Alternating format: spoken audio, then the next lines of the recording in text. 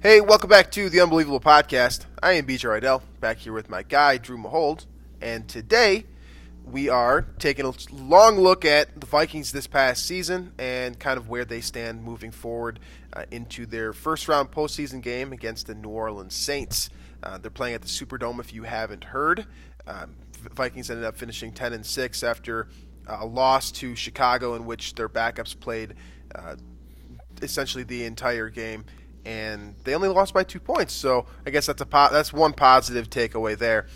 So I'll give you the game summary that you didn't need for that one, and then we'll kind of just cruise past it since I know that game really didn't matter that much. It was honestly as much of an exhibition as most preseason games are. So we won't spend too much time there, but we'll check in on the Skol scale as well, break down kind of our sentiments heading into the postseason, and if we have some time, we'll do some other stuff as well. But that's the game plan for today. So let's just jump right into it here, starting with the game summary that you did not need because you watched the football game, or maybe you didn't. This might have been a game that you didn't watch, I suppose. Like I said before, the Vikings dropped it 21-19 against the Chicago Bears.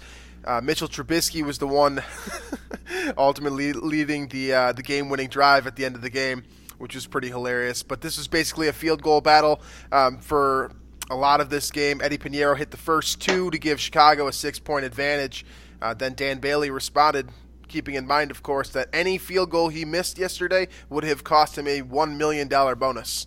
So he was on the money. He was 4 for 4 throughout the day. Granted, he did not have to kick one over 40 yards, I believe, but he was 100% accuracy, and he will get the big bucks there. Mike Boone scored later on in the game to put the Vikings within striking distance. He finished with nearly 150 yards rushing, but ultimately this one came back to Eddie Pinheiro after Mitchell Trubisky led the Bears down the field. I believe it was Calvin Ridley's little brother that caught the ball. Riley Ridley, yeah. He caught the ball, and that was what set up. I did not know that. That set up Eddie Pinheiro's game-winning kick. Sean Mannion, not a whole lot of throwing from him. He finishes 12 of 21. He has the interception early and then the one late that he was just trying to make something happen. The real star for the Vikings, Mike Boone, running back number 3 with a pretty strong performance, all things considered. The leading receiver, Alexander Hollins, with 2 receptions and 46 receiving yards. That should tell you just about all you need to know about who the Vikings were trotting out offensively. And Eric Wilson made a bit of a spark for himself.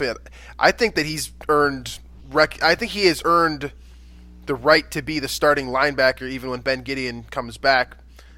He was outstanding throughout the day, 12 total tackles and a sack.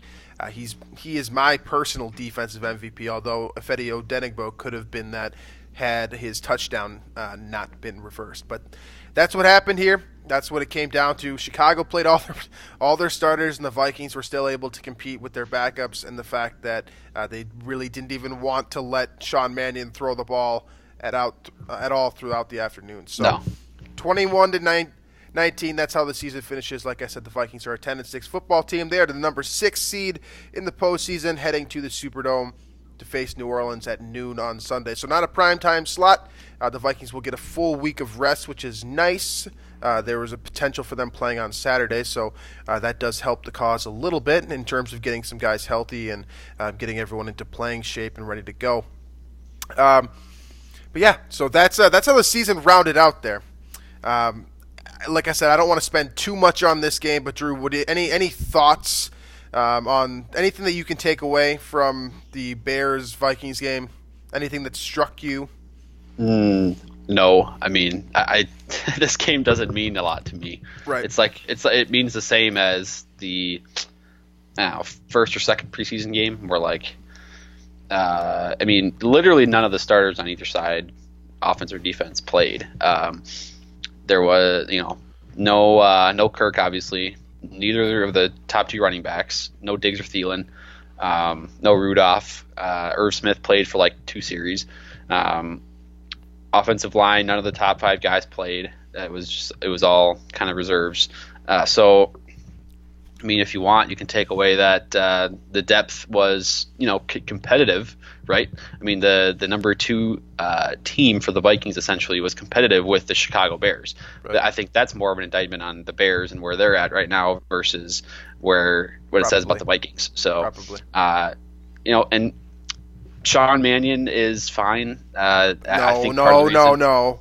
Fine is way too nice. I think part of the reason that they didn't want to chuck the ball deep necessarily was maybe a game plan type of thing where you don't want to show your hand too much for the playoffs. I don't know if they're going to be showing their hand too much with Sean Mannion or if they're not, whatever. But he wasn't particularly impressive. Mike Boone, after a couple early turnovers that may or may not have been his fault, had a couple big runs in there and he was sort of the reason the Vikings had any offense at all in the game. And then that deep pass to Alex Hollins as well. But I don't know. I mean, Mitch Trubisky was bad, and he was bad against the Vikings second-team defense, which I still think is more of a talk about. I mean, it's a bad look for the Bears offense more than it's a good look for the Vikings second-team defense to me. I don't know. I'm just not taking away much from that game. I think it's this. I want to talk more about the season in general, and then more about the Vikings Saints matchup. Obviously, that'll be later this week, though. Sure. Ultimately, I think the only real takeaway for me was just the fact that Eric Wilson looks like a starter. He looked very good whenever he was called upon throughout the last couple of years, filling in as a spot starter, whether it's rotational reps, anything of that nature. I think he looks really good. And if he could get a little bit bigger and be a better run defender, that'd be very helpful as well. But he definitely has a nose for the football. He's a smart player. He covers sideline to sideline much better than Ben Gideon does. I think that he will get a strong shot at next year's starting job, when the Vikings are in their base 4-3. So that's one thing to keep an eye on. But other than that, like you said, game didn't matter. I don't want to spend any more time talking about it. So that's that. Vikings finished 10-6. They really are a 10-6 football team, in my opinion. They look very, very 10-6. That's just kind of who they are. So ultimately, the expectations fell a little bit short. I think for most fans, from what I've seen on social media at least, people are already pretty fired up and trying to get rid of some coaches and trying to change some things up and maybe get rid of the quarterback. And I don't know. Everyone's not thrilled about being a 6 seed and heading to New Orleans, where I think a lot of people are feeling very confident the Vikings face certain death. So let's talk about the Skull Scale and our optimism heading into this game. We didn't reach out for your guys' takes on this, but if you'd like to submit yours, feel free to at any point in time, because we forgot to do that. So that's where are you at? I was at a 7 last time, and I think you were also. I think we both kind of agreed at 7 the last time we spoke, and that was before the Vikings-Packers matchup, which probably hurt a lot of our. A little bit. Yeah, probably did some damage there. This past week obviously didn't, have much of an effect, if any effect at all. But heading into the postseason, heading into this matchup against the Saints, how are you feeling about the Vikings Super Bowl chances? It's the Super Bowl chances obviously not great because the Vikings have to go on the road and win 3 games to get to the Super Bowl in the first place. And this obviously is not a great road team. That's really the only knock, though, because if I look at it this way, the Saints matchup, from the first glance, it looks terrible because the Saints have been dominant. They're 13-3. Michael Thomas is setting all kinds of receiving records. The Drew Brees has been fantastic. That defense is still solid. Obviously that a 13-3 team usually is not a 3 seed, and so that's scary in itself. And then plus you factor in the Superdome, you factor in that environment. That's just a tough place to play. But I'm weirdly optimistic first glance at the Vikings winning that game. Now we'll talk about the matchup and the in-depth preview on our next show. But initially, we get a noon game, Sunday at noon. Kirk and company have played much better Sunday at noon. And the other thing that I like about this is that Zimmer has been very good against Drew Brees the past few times they matched up. So you get those things factored in, and I think the Vikings will have a good shot in this game. I'm not going to say they're going to win because that's just not. I'm not one to go on a limb and pick it for the Vikings when they are not the better team. But I do think it'll be a closer game, and I don't think they should be completely written off yet. But with that said, that would mean if they win, they go to San Francisco, and if they win that, probably have to go to Lambeau or to Seattle. I don't know.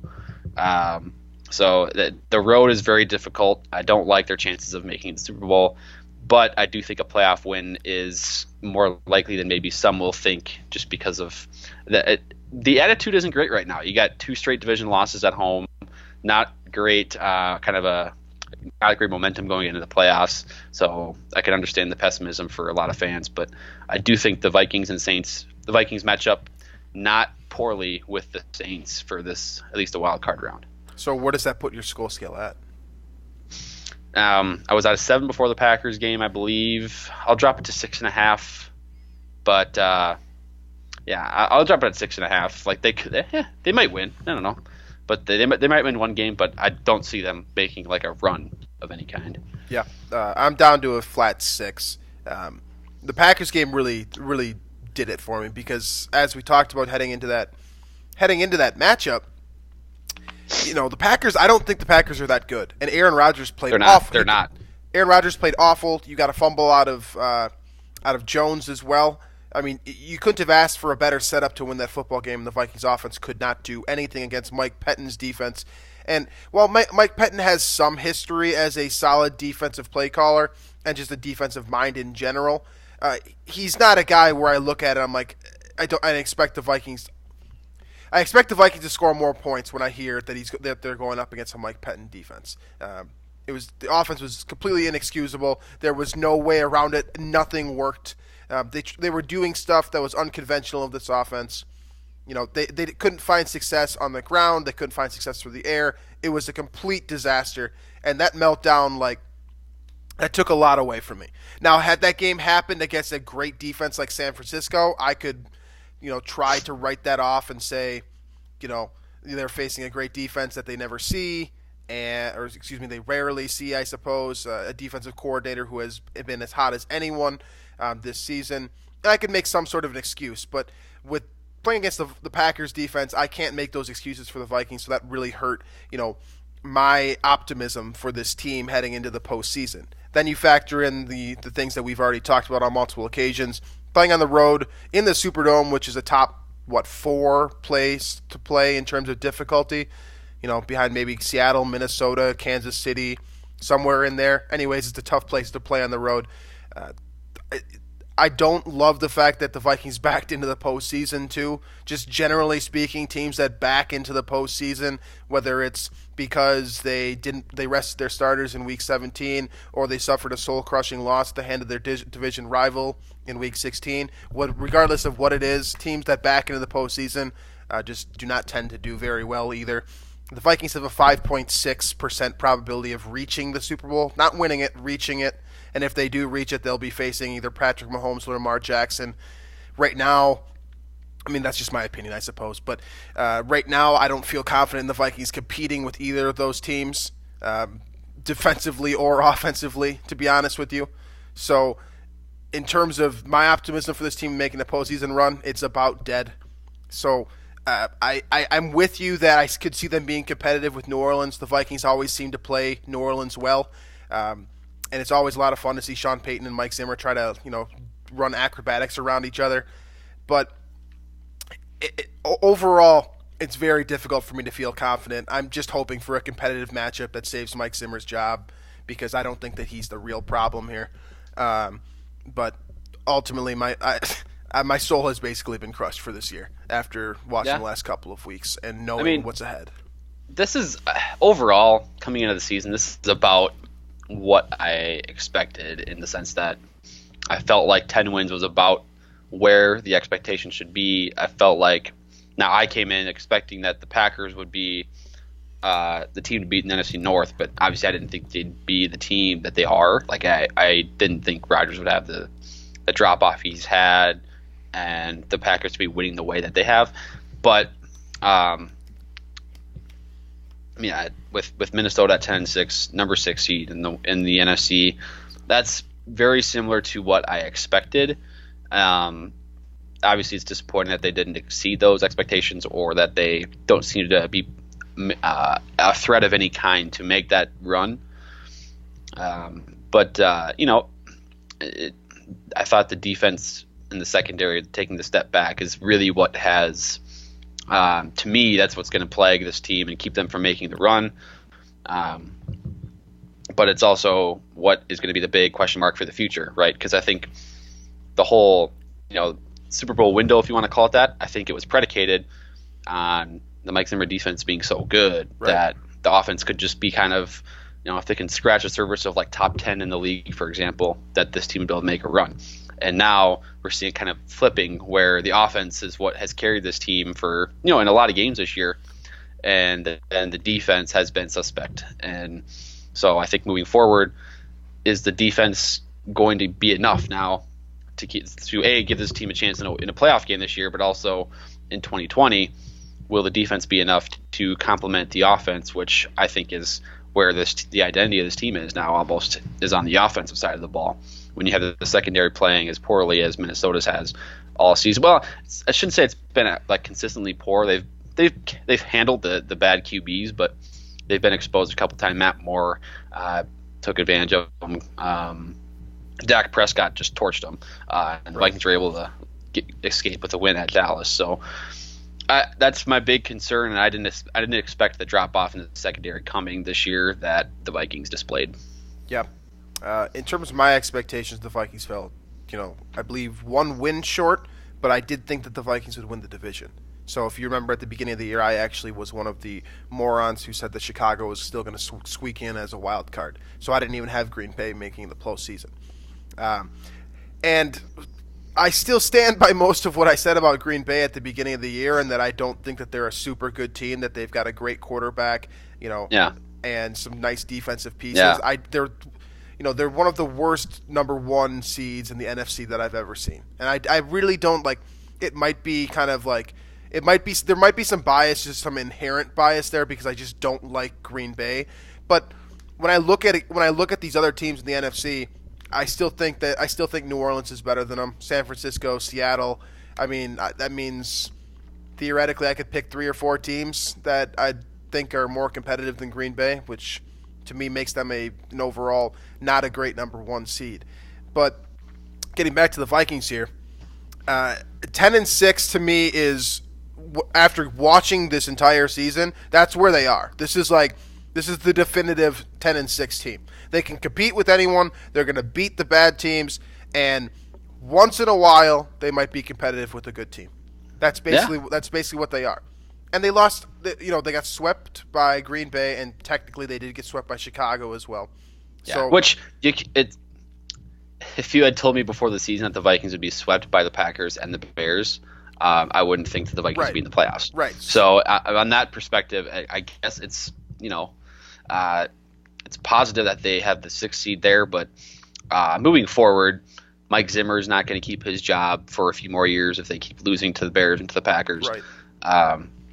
And I don't know how much, I don't know where Kirk stands with the organization and if he's going to get an extension. I'm not going to pretend to know what that discussion's like, but playing as poorly as he did in the divisional games this year against those teams will not, he won't stick around very long if that's the case.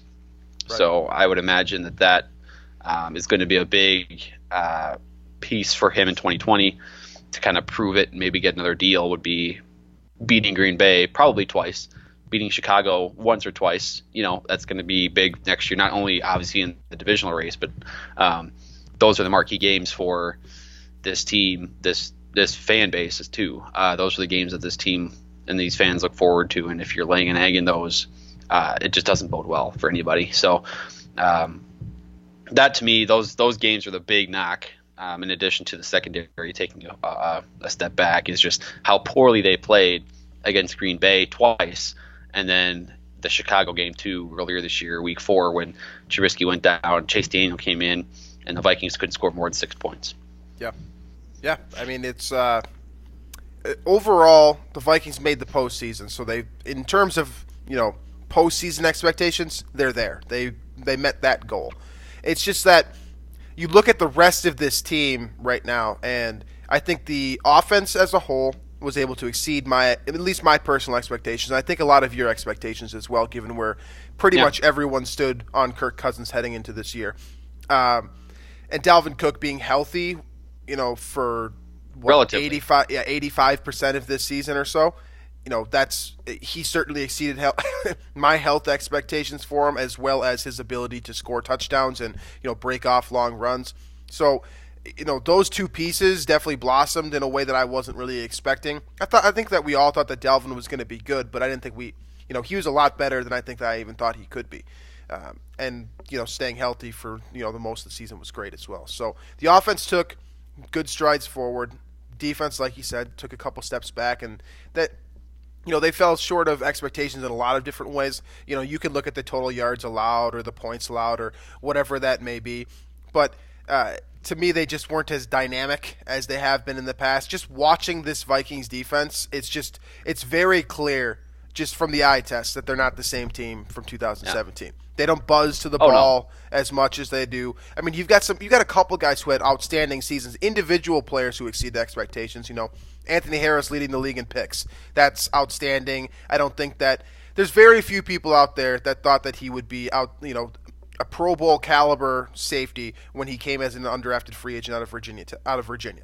We were all excited about the prospect of him being a solid backup, but a Pro Bowl caliber safety, that's awesome that he. I mean, when I talk about a step back in the secondary, I think it's pretty much the corners. It's pretty much just Xavier Rhodes, really. It's Xavier Rhodes is kind of carrying the flag for that, but the cornerbacks in general, I think.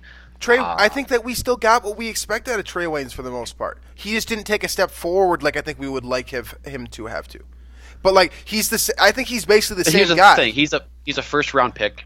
Right. He's in the prime of his career now, right? He has literally always fallen short of expectations. He's fine. He's fine. He's fine. That's not what you want out of a number 11 overall pick. You don't want the guy to be fine. A guy you can start. He's not awesome as a starter, but you start him. That's not what you want out of your number 11 overall pick in the prime of his career. And I think right now Mike Hughes is better than Trey Waynes. And I mean, that's not where Waynes should want to be or should be in this stage of his career. So I think Rhodes and Waynes are falling short of expectations. I think Hughes is promising for sure. Alexander's kind of hit or miss.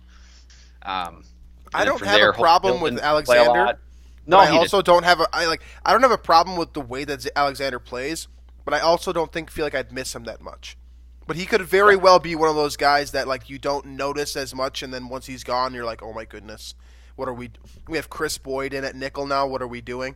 It could be that type of situation. Yeah, Max seems to cover those little screens very well. Yeah, he's just very solid. Never gets blocked on those. I don't know if that's just I don't know why that would be, but other than that, yeah, I'm with you. I don't know how much the Vikings would miss him, but it seems like he's replaceable, right?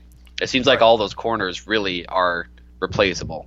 Literally, all of them. And you talk. I mean, how many times have we discussed in our previous show or this show, whatever, about how Zimmer loves to draft cornerbacks, and even when the Vikings drafted Hughes, it's okay, how many cornerbacks do the Vikings need? Well, they need a lot. They need more. They need a lot.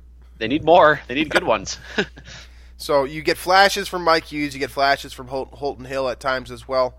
He's obviously got to stay smart this offseason to get a real feel for his future, I suppose. But I think Anthony Barr fell short of expectations as well. When you pay a guy that much money, you're not paying him to tackle a bunch. You're paying him to get after the quarterback for the most part. And I think going into the season, we saw that contract and we were like, okay, I think Anthony Barr is going to be. I don't think he was asked to rush the passer that much. Right. So why pay? What do you? I don't understand. Then the contract doesn't make sense. There's somewhere in there. There's not something is not making sense, right? So Eric Kendricks exceeds expectations. Is seriously a defensive player of the year candidate. He's not going to win it, but he deserves to be. Someone needs to recognize him as such. And then you've got Anthony Barr that kind of was all to me. Anthony Barr was always kind of the stud, and then Eric Kendricks was kind of cleaning it up, and now those roles kind of reversed. Where I think Eric Kendricks is taking a step beyond Anthony Barr right now in terms of his overall production for the Vikings defense, whereas Barr is getting. He's been the same player for several years now, and yes, he's been a Pro Bowler, but I don't feel like many Vikings fans think that he deserved his Pro Bowl nods as much as, you know. No, well, the Pro Bowl, we know about the Pro Bowl voting is right. Just, but still, like he was getting in basically on name recognition, which is fine. And I'm not here to say that Anthony Barr is a bad player. It's just that when he's a centerpiece on your defense and kind of one of your biggest playmakers, you kind of expect a little bit more out of that type of guy. You expect the production that Danielle Hunter is giving you, for example, where. Once again, Danielle Hunter probably, I wouldn't say he exceeded expectations, but he certainly lived up to them, and he continues to be, the biggest piece on this defense as a whole moving forward into the future. Yeah. I mean, that's your guy.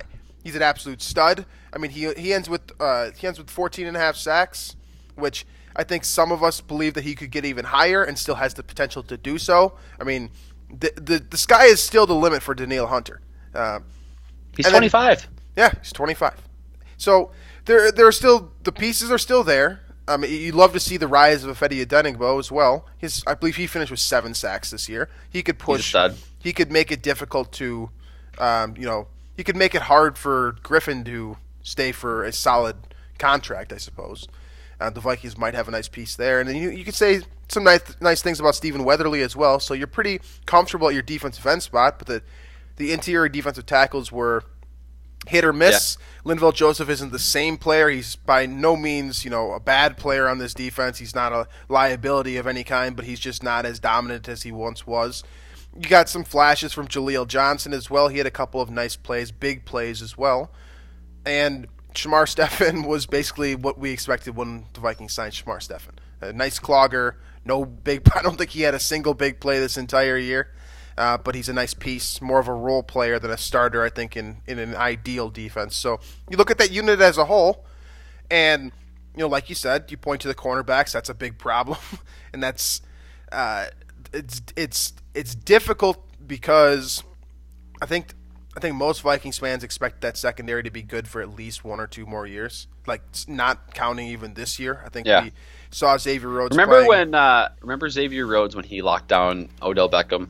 And that Monday night game, and he had it was chippy. He was getting in OBJ's face. He was drawing unsportsmanlike conduct penalties on Odell.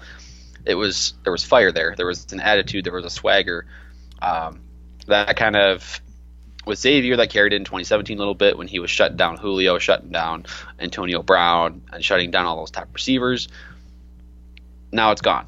I don't know if it's part of when he's going to the sideline all the time with injuries, if it's because I don't know why. If maybe it is just he's lost a step, whatever. But he's also lost the swagger too, that I'm going to shut you down mentality. And if you could talk to Jordan Reed, which is our guy back from the barroom time, he preaches all the time on his Twitter page about how cornerbacks need to have that confidence and that I can do type of attitude. I'm going to stop you. I'm going to shut you down, and I'm going to trash talk you a little bit. He talks about that all the time with cornerbacks. Mackenzie Alexander was a big trash talker at Clemson. One of the big favorite thing I know you liked about him as a prospect. So it doesn't seem like there's that attitude with these DBs anymore. And it was cool to see a little bit of that with Chris Boyd against Allen Robinson yesterday, and actually drew a penalty on Robinson. But I don't like that we need to have Chris Boyd be the leader for that when he's probably the number 5 corner on this team right now. So it just seems like there's a swagger, there's an attitude that the secondary, the corners of this team have not had. Well, they don't have it now, and they have had in the past. So I don't know if Mike Zimmer, if that's something for that's coming down from him. I don't know if that's just the corners are losing confidence because they're giving up bigger play. I don't know what it is, but that to me is a lack of confidence for the Saints game, but then next year in 2020 when the Vikings are rebooted, and I don't see how the secondary, how these corners are going to get any better really, because Rhodes is not getting younger, Trey Waynes is not getting younger, cut Mike Hughes too. You got right. Rhodes as a cut candidate. Waynes could leave in free agency. Yep. I feel like it's more likely than not that we'll see a completely different unit back there next year. Yeah. Mike Hughes might be the centerpiece next year. Vikings will draft a corner in the first 2 rounds. In the first 2 rounds of the draft, if not the first round. I feel pretty good about that.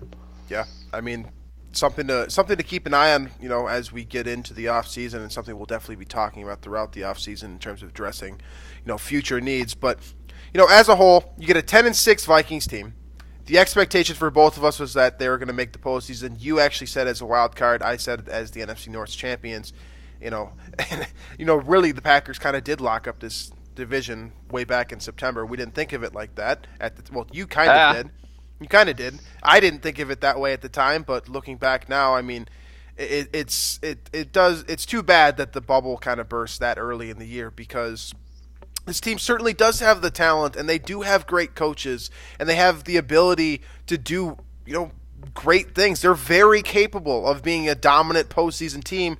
It's just that they have, I think Ted Glover is the one that's been saying this a lot. I'm going to use his phrase. They have these they're just ridiculous losses that just they play you can't even explain it. Like, you've been booting all season long. Kirk Cousins has been great off the play action and the boots out to the left side specifically. You don't do any of that stuff against the Packers. You just turn them into a drop back passer all of a sudden. It's like, what do you like? It's like Kevin Stefanski. I'm going to try to explain that one. I think they were really psyched out because, if I remember correctly, in the week 2 game at Lambeau, they tried the rollout stuff. They tried the move the pocket play action stuff the entire game, and every single time, one of the Smith brothers or somebody from the Green Bay defensive line was in Kirk's face as he turned around off the play action. And he was forced to throw it away, or he was sacked on it, whatever it was. It seemed like the Packers and Mike Pettin had an answer for it every time. So I don't know if I think Stefanski or Kubiak or whoever was calling the plays was just scared of that and just tried to avoid it altogether.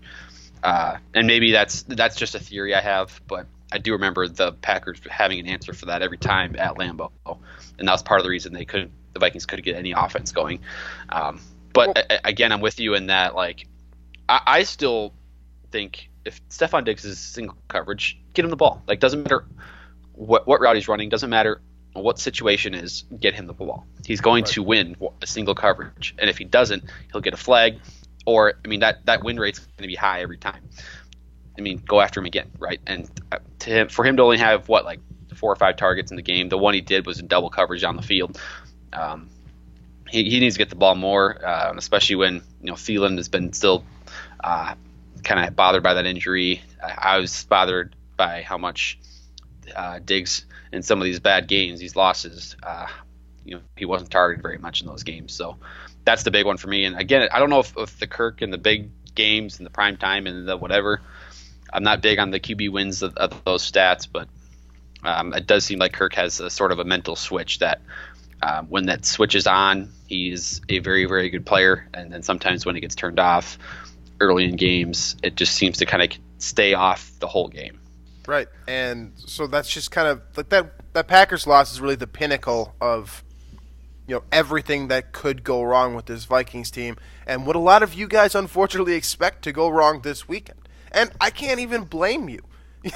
That's where I'm at with this season, is that I can't blame you for looking at that Packers game and then having that kind of bring up your all the memories of the bad things that have happened all year in Chicago and Green Bay the first time, the loss against Kansas City, all these kind of meltdown moments where the Vikings had the opportunity to take advantage of a big-time situation, and they just blew it. And, then you go all the way back to, Vikings history in general, and it makes complete sense as a fan to look at this game and say we're headed on the road to New Orleans the season is over. I totally get that sentiment.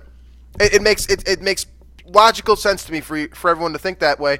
It's just really too bad that we're, as a fan base, that's how we feel about this team when we know, had they won that the most recent Packers game, had they won at Lambeau Field, had they, won at Kansas City, things could be a lot different right now. They could be playing a home game. And if they're playing a home game, I feel like our outlook is completely different as fans because, contrary to what happened in the most recent 2 home games, generally speaking, this Vikings team is, as good as anyone when playing at home. And you feel that much more confident when you get that scenario. So it's just very hard to look at this team and be excited about it. And when we do Thursday's show and we break down the intricacies and the points that the Vikings can attack and all of that, I'm sure there will be plenty of ways where we can find, objectively speaking, just looking at it on paper, that we can find little things that can, give the Vikings an edge in this upcoming matchup. But when you see Michael Thomas staring down Xavier Rhodes, knowing the season that Rhodes has had and the season that Thomas has had, it's tough to feel any sort of excitement about this team, knowing that they're one meltdown away from this year being over, and then we don't have football again until next September, which is a frustrating feeling as a fan. But, it's just you look at this team as a whole, and it's the season's not even over, and we're already having that kind of what could have been thing. And that's just that's too bad, but I don't blame you at all. One of the things I wanted to ask you about now, this is kind of unfortunately feed into a little bit of the whole, the season's over, looking into next year type of thing. But if you've been on Twitter, you've seen a little bit of rumor, speculation, whatever you want to call it, of the Saints game means something to Mike Zimmer's future. And I think people have been asking Doogie about it, Darren Wolfson from KSTP. And he's kind of been saying, well, I don't really know a lot, but I do know that the organization loves Kevin Stefanski. And I guess the connecting the dots there is there's this idea that the Vikings would almost rather let Zimmer go than let Stefanski go if it came to that. So what they're saying, it seems like the Vikings really want to make sure Stefanski doesn't leave for another opportunity. Right. And would rather promote him to head coach if it came to that versus letting him go somewhere else to be head coach. And this report has also been reinforced by Charles Robinson from Yahoo too. So it's not just this is a real. There are multiple rumor. names that have a good reputation that are hinting at this. So, do you believe this? That this game does matter for Zimmer. If they come out flat, he might be in jeopardy. And then B, do you think that's the right route for the Vikings? Let's say if they lose 35-13. Well, it's tough because I really like Mike Zimmer. I think he's a hell of a head coach, but I also see the benefit in having an offensive coach in the NFL right now, and I also don't want Kevin Stefanski to leave despite the egg that he laid against Green Bay. Okay? So, do I think the rumors are true? Yeah, I do. Unfortunately, I do think they're true. Here's why. Because heading into this year, they didn't give Zimmer a long-term deal. He's basically on a prove-it type of situation right now. Him and Spielman as well. So right there, that Vikings ownership was looking for something out of the season, looking for some sort of substance. You go out and sign Kirk Cousins to get you past the NFC Championship. They haven't came close since, okay? So right there, you think that maybe the seat's not hot, but it's like, hey, you should do something, or we might consider making a change if a better option presents itself. The second thing here is what I just mentioned before, in that Zimmer's a defensive coach.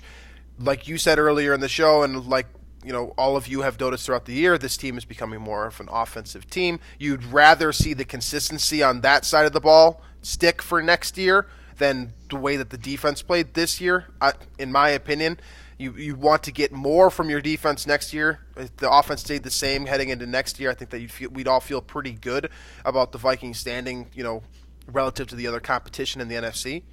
So I do think it's real, and I wouldn't personally do it just because I think it would be very, very difficult for Kevin Stefanski to run this organization as a whole, be the head honcho of it.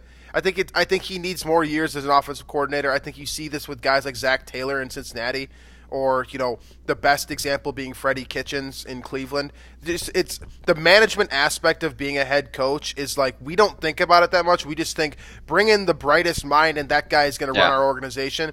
No, there's so much more that goes into being a head coach. You are the face of the franchise.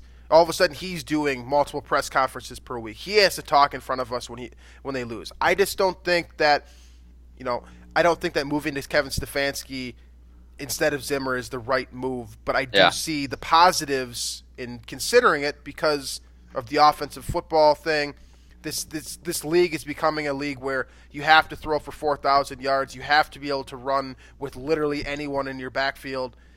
Defense is simply it's second to offense right now. So, yeah, I mean it's weird discussing Mike Zimmer's situation. I don't like this, it. I feel very uncomfortable with that. Because the Vikings are in they have a playoff game to play this weekend. And this is maybe the second best coach that the Vikings have ever had, too. Probably. Yeah, and that's why I'm on board with keeping Zimmer over Stefanski. Me too. If it came to that, because I think there are options out there that would serviceably replace Stefanski. So, like, off the top of my head right now, if Stefanski is hired to be head coach of Cleveland or, I don't know, somewhere else, then you can promote Clint Kubiak to offensive coordinator. You can bring in Jay Gruden, who was formerly the coach for Kirk Cousins in Washington. You can bring in, you could bring back Pat Shurmur, who just got fired from the Pat Giants. Shurmur.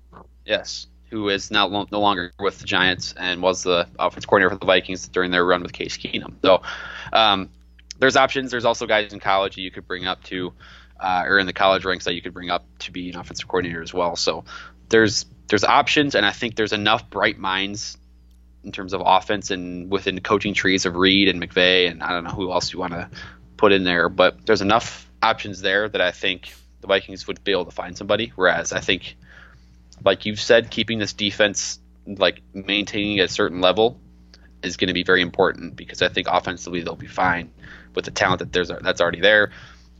And we saw already this year when Kirk is comfortable, he can light it up. So I think keeping that defense, finding a couple cornerbacks specifically to kind of pick things up defensively, I think will be more important. I think you might have to have Mike Zimmer for that. Absolutely. I just think that he's the best person to conduct this train. He's not just yes, he's the defensive play caller, but he also has a very good relationship within this organization. The string of command in Minnesota is as good as any franchise in the NFL in terms of the Wilfs providing the resources, the assets, and kind of the expectations. The stadium. Yeah, obviously the stadium. Yeah, it's kind of a big piece. And then you've got Rick Spielman, who has a great working relationship with Mike Zimmer in terms of how he's spending the Vikings' capital to get pieces for Zimmer to work with. And Zimmer going out on the field, and for the most part, he's been outstanding at calling defense, and he's beat, the teams in the big moments, multiple times. He deserves to have 2 playoff wins for what it's worth. In 2017, when his defense was number 1 in the league across the board, it's tough to do that. It's tough to have number 1 defense multiple years. It's tough to be that good. It's tough to have top 5 multiple years. Teams figure you out. And so the fact that he's been able to be that successful, and their defense was still, it was still solid this year. I think receivers really just took advantage of poor cornerbacks, but the way Harris and Smith are playing at an elite level still, the pass rush is still really, really good in terms of comparing to the rest of the NFL. The fact that he's been able to adjust, maintain that level of play is tremendous. So I like Mike Zimmer to stick around as head coach, and like you said, he has the leadership quality, the team management thing that I would trust that more than Stefanski, for example, if he were just promoted out of nowhere. I'm just saying, on that note specifically, for those of you out there who are on the fire Mike Zimmer train, whether it's just because you want to fire him and you want to hire someone different, or for those of you who are in favor of promoting Stefanski, just keep in mind what happened with Freddie Kitchens and with Zach Taylor, who has had some kind of issues in Cincinnati, and then you look at Cliff Kingsbury and kind of the way that they started this year versus where they're at now in terms of just being professional, just being a competently run organization from top to bottom. I don't like messing with that when it's really not that broken. A couple things swing a different way this year, and we could be talking about the Vikings as a 2 seed with the first round bye, right? Yeah. And if you can correct those mistakes, which granted, the last couple times Zimmer has had the opportunity, it hasn't been pretty. You think about the Green Bay game this year, the Chicago game last year, the absolute egg they laid in the NFC Championship against the Eagles. There are definitely some defining moments in Zimmer's tenure with the Vikings where I understand where people are saying there might be someone better out there, but just keep in mind the stability that this organization has right now, and their ability to bring in more talent and apply it and get immediate results from them. Just think about all the good things that Spielman has handed down to Zimmer, and Zimmer has been able to turn into. There are so many more positives, in my opinion, between this Spielman Zimmer, I guess tenure at 2 as well. That you can look at the positives and be like, I don't want to disrupt this just because we didn't get out of the wild card round. This doesn't feel like a Marvin Lewis situation to me, where it's just every year they're getting knocked out of the postseason and there's no better horizons on the horizon. To me, these Vikings teams are more talented than Cincinnati's were.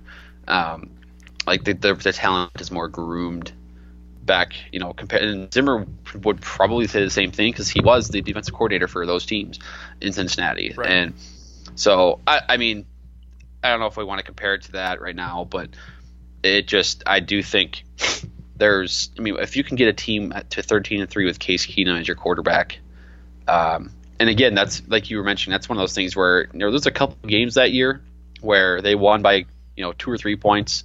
If the Vikings had stolen that Seattle game this year, had stolen the Kansas City game, or had won just one of those Packers games, again, this is completely different. Vikings are probably playing a home game, or have a first round bye, and things are totally different in this season and this outlook. So it is one of those things where sometimes those close games, those one possession games, are decided on one lucky bounce. Who knows? But so as a team here, you and I are on the same page that we're team do not fire Mike Zimmer. No, not after 2019. Okay, so no, regardless, let's say the Vikings go into the Superdome, Vikings lose 42-17. Yeah, you're sticking with Zimmer in 2020. We can reconvene after next year.